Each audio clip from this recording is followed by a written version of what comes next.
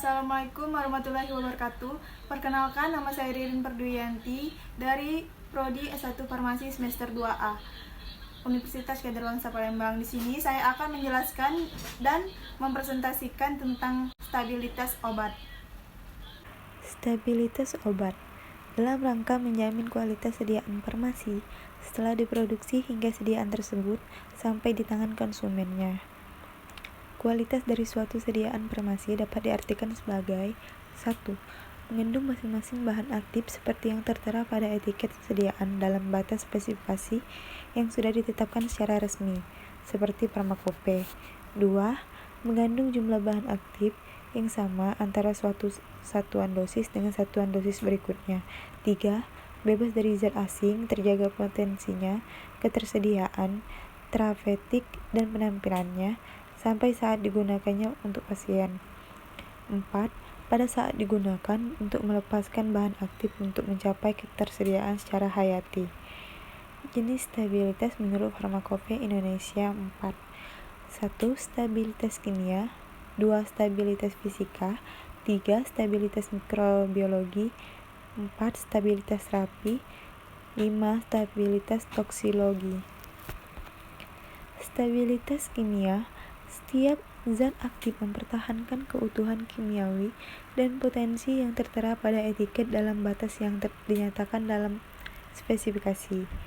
Stabilitas fisika adalah mempertahankan sifat fisika awal termasuk penampilan, kesesuaian, keseragaman, disolusi, dan kemampuan untuk disuspensikan.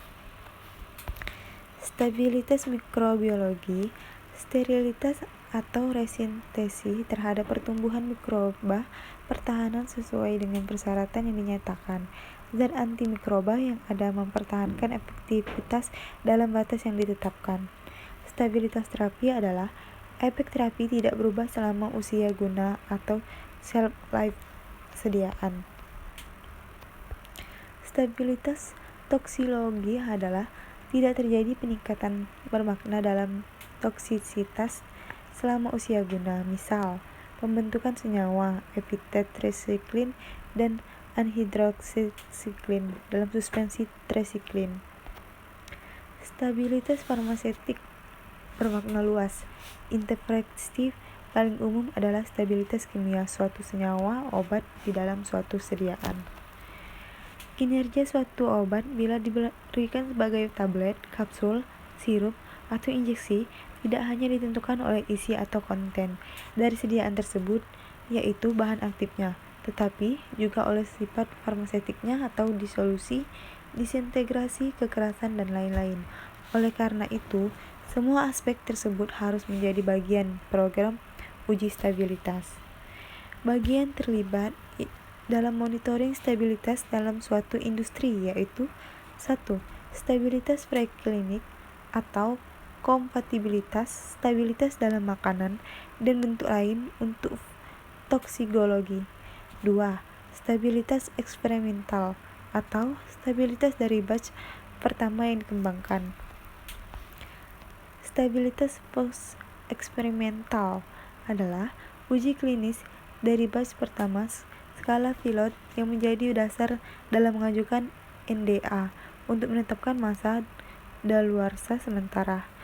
Uji stabilitas dilakukan untuk mendapatkan usia guna sementara, biasanya dilakukan dalam bentuk uji dipercepat atau accelerated testing. Stabilitas batch produkti atau pemantauan rutin merupakan pemantauan stabilitas produk untuk mendapatkan data statistik. Laporan tahunan pertama akan digunakan untuk penilaian usia guna sementara atau masa daluarsa yang sudah diberikan, merupakan jaminan bahwa produk atau proses produksi yang dilaksanakan terkendali dan digunakan, atau control cards. Stabilitas pilot menyangkut stabilitas karena perubahan formula atau proses formulasi produk yang sudah ada. 1. Diperlukan apabila karena alasan tertentu dilakukan perubahan prosedur, formula, atau bahan baku. 2. Perubahan ini harus dilaporkan untuk melengkapi atau mengajukan amandemen registrasi obat dan data stabilitas terakhir ini harus dilampirkan. 3. Pengujian ini biasanya berupa pengujian dipercepat disertai tidak lanjut yang harus dilakukan atau commitment stability. 4. Penekanannya terutama pada interpretasi dari data uji dipercepat atau baik secara statistik maupun kimia. 5. Pada titik ini, order reaksi telah diketahui, maka ekstrapolasi data dapat dilakukan dengan taraf kepercayaan yang lebih baik. Usia guna atau cell life diperoleh dari data yang berasal dari data penyimpanan pada suhu kamar yang sangat ditentukan oleh fluktuasi suhu, kelembapan, dan pencahayaan sepanjang tahun. Data dari uji dipercepat hanya digunakan untuk memperoleh usia guna sementara, memperoleh informasi bila sediaan mengalami kondisi stres seperti karena pengaruh suhu, dan kelembapan selama transportasi. Dalam pengembangan sediaan farmasi perlu diperhatikan azas dalam memformulasi obat, yaitu hanya dengan komponen formulasi yang memang diperlukan, karena setiap penambahan zat akan dapat menimbulkan masalah dalam formulasi dan mempengaruhi stabilitas sediaan. Uji stabilitas adalah bagian yang harus dilakukan dalam pengembangan produk, karena tanpa data stabilitas akan dihasilkan sediaan yang tidak dapat diramalkan stabilitasnya selama usia guna. Beberapa definisi resmi dari FDA Guidelines stabilitas, kemampuan suatu produk obat untuk bertahan dalam batas spesifikasinya, agar menjamin identitas, kadar atau strength, kualitas dan kemurniannya. Strength, kadar zat aktif dan bahan-bahan tambahan lain yang perlu ditentukan seperti alkohol, pengawet pada sediaan injeksi. Accelerate testing atau uji dipercepat atau stress testing, suatu uji yang didesain untuk mempercepat penguraian kimia atau fisika suatu bahan obat atau produk obat dengan menggunakan kondisi penyimpanan yang berlebihan. Tujuannya untuk menentukan parameter kinetika untuk memperkirakan waktu daluarsa tentatif atau sementara. Expiration date atau tanggal daluarsa, waktu yang ditera pada label kemasan suatu produk obat yang menunjukkan waktu di mana obat masih bertahan dalam batas spesifikasinya. Jika memuat tanda dalam bulan dan tahun, berarti produk diharapkan masih dalam batas spesifikasinya sampai hari terakhir bulan tersebut. Proses penguraian yang menurunkan stabilitas obat dalam suatu formulasi berlangsung dengan laju tertentu. Laju degradasi tersebut dipengaruhi oleh konsentrasi reaktan, suhu, pH, dan katalisator. Proses penguraian obat: 1. Oksidasi, 2. Hidrolisis, 3. Isomerisasi, 4. fotolisis, 5. Polimerisasi. Oksidasi. Proses oksidasi dapat terjadi melalui dua mekanisme, yaitu 1. Mekanisme secara autooksidasi, 2. Reaksi oksidasi yang terjadi karena kehilangan elektron tanpa penambahan oksigen. Mekanisme secara autooksidasi melibatkan reaksi dengan molekul oksigen, reaksi berantai, dan pembentukan oksigen bebas. Radikal bebas adalah molekul atau atom yang mengandung suatu atau lebih elektron tidak berpasangan seperti air, hidroksil bebas OH, dan molekul O2. Radikal ini cenderung menarik elektron dari senyawa lain sehingga terjadi oksidasi. Pada mekanisme ini terjadi 3 fase, yaitu inisiasi, propagasi. Tahap inisiasi RH, R tambah H. Tahap propagasi R tambah O2H, ROO, atau radikal peroksida.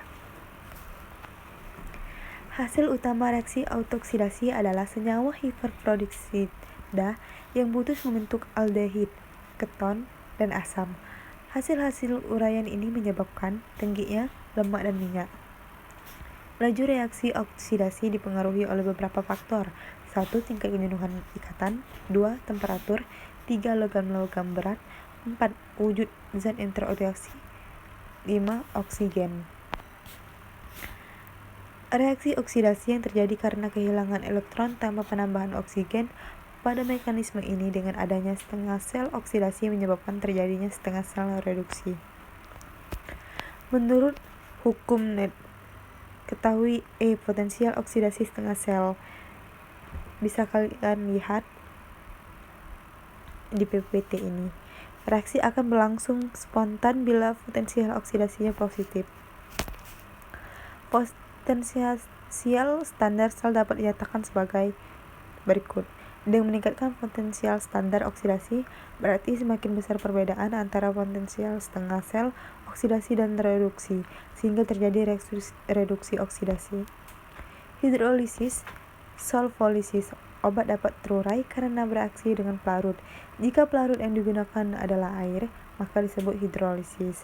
Hidrolisis merupakan mekanisme penguraian yang paling umum terjadi pada produk farmasi yang mengandung air. Hidrolisis melibatkan interaksi obat dengan pelarut nukleofilik, biasanya air atau alkohol yang dikatalisis oleh ion hidrogen atau H+, dan atau ion hidroksida OH-. Reaksi kimia ini menyebabkan terjadinya pemutusan ikatan pada molekul obat yang mengandung gugus ester, amida, lakton, dan inti laktom. Isomerisasi, proses yang menyebabkan terjadinya perubahan suatu obat menjadi isomer optiknya. Hal ini dapat menjadikan obat non-aktif secara biologis atau terjadi penurunan aktivitas. Fotolisis, proses penguraian obat terjadi bila sediaan obat terkena paparan radiasi elektromagnetik dan disebabkan oleh energi yang diserap dari sumber radiasi. Ada dua mekanisme utama penguraian secara fotolisis. 1. Penguraian fotokimia primer. 2. Reaksi fotokimia sekunder. Penguraian fotokimia primer. Molekul obat itu sendiri menyerap energi dari sumber radiasi. Reaksi penguraian lebih mungkin terjadi bila radiasi yang diserap adalah sinar ultraviolet atau sinar tampak dengan panjang gelombang.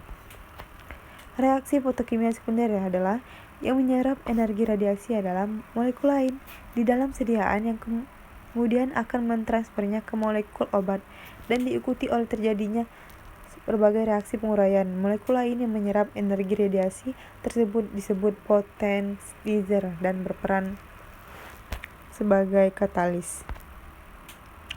Polimerisasi adalah pada proses ini terjadi penggabungan dua atau lebih molekul obat menjadi molekul kompleks yang dapat diikuti dengan penurunan aktivitas biologis. Baiklah, itulah presentasi dan penjelasan dari saya. Saya akhiri. Wassalamualaikum warahmatullahi wabarakatuh.